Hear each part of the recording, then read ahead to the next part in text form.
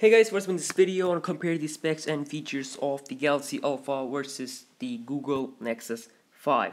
Now, two of the most popular phone out there, the Galaxy Alpha definitely announced like 2 days ago by Samsung officially will be available worldwide. So let's see how it stack up against the Google Nexus 5. Now, starting from the display, the Nexus 5 clearly beats it because it has a 5.0 inch bigger display than the 4.7 inch display on the Alpha. It also has a better resolution, 1080p.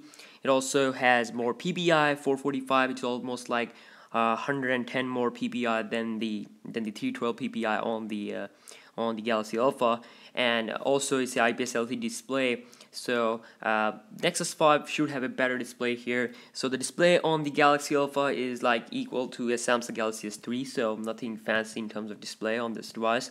Now moving on to the software side, now here again the Nexus 5 wins because there's a pure Android latest versions, even the Android L developer preview is available, and then the official one when they're officially going to release the Android L worldwide, and then the Nexus 5 will be the first phone to get it. Samsung's other devices like Samsung's and LG and all those kind of phones should have to wait for it. So on the Galaxy Alpha we get Android 4.4.4 touches UI, which is a little bit updated.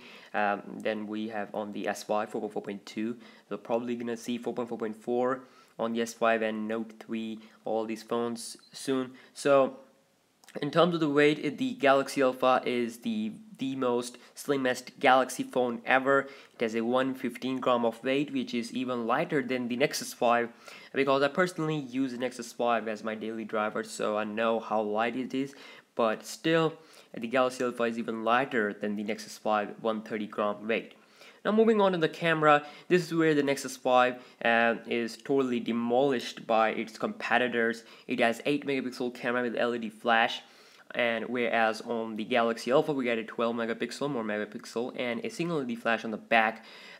So in terms of the features, the Nexus 5 has a pure Android, so despite that it don't have any kind of new neat features. The Google camera, the latest one, has some neat features like focus mode here, blur mode, and some other features. But still, as compared to the Samsung, what Samsung has done with its software, they have fast motion, slow motion, video recording, all kind of stuff is available for the Samsung devices. So that's fancy things are available for the Galaxy Alpha.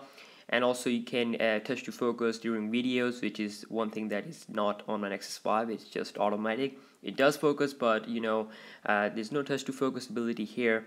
So in terms of the video recording, now this is where the Galaxy Alpha again shines. It can record a 4K video as well as 1080p HD video at 60 and 120 FPS slow-mo at 720p, whereas the Nexus 5 can only record a 1080p HD video at 30 FPS. So both the devices, actually Nexus 5 has optical image stabilization, which is not the best one here. It was very first OIS stuff that we get on the Nexus 5, our first device, and then we get some OIS plus stuff on the G2. But it's rather, optical image stabilization is better than the digital image stabilization. So optical image stabilization is not available on the Galaxy Alpha. Instead, we get digital image stabilization. Well, that's not, that's not a major thing about, capturing photo, all that stuff. So in camera, the Galaxy Alpha is the clear winner because Nexus 5 has, just okay camera. It will give you good photos in light, but not good in indoors. So in terms of front facing, we have 2.1 megapixel front facing camera on the Alpha, whereas on the Nexus 5 we have 1.3 megapixel front facing camera. Now the front facing camera on the Alpha can record a full HD video 1080p, whereas the Nexus 5 front facing camera can only record a 720p HD video. Now in terms of the internal hardware, we have the Exynos 5430 octa-core processor. Now this is not 5433 that we're gonna see on the Note 4 possibly, because the 5433 is even faster than the Snapdragon 805. Now 5430 is same as the S5's octa-core. It has a Mali T628 MP6 hexa-core GPU with 2 GB of RAM. And on the Nexus 5 we have a Snapdragon 800 quad core, 2.26 GHz, almost 2.3 GHz, with Adreno 330 GPU with 2 GB of RAM. Now the built-in storage is 32 GB on devices, but here neither devices support any kind of expansion of storage via SD card.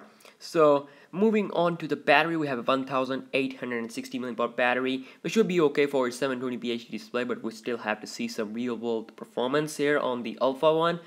On the Nexus 5 we have 2300 mAh battery, which have some problems on 4.4.2 KitKat, but now it seems to be fixed.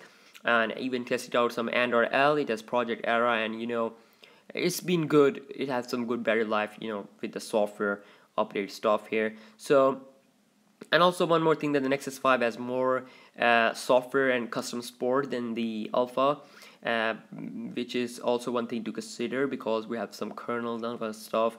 If the official ROM doesn't give us the features or battery life that we want, we can install any kind of custom ROM we want.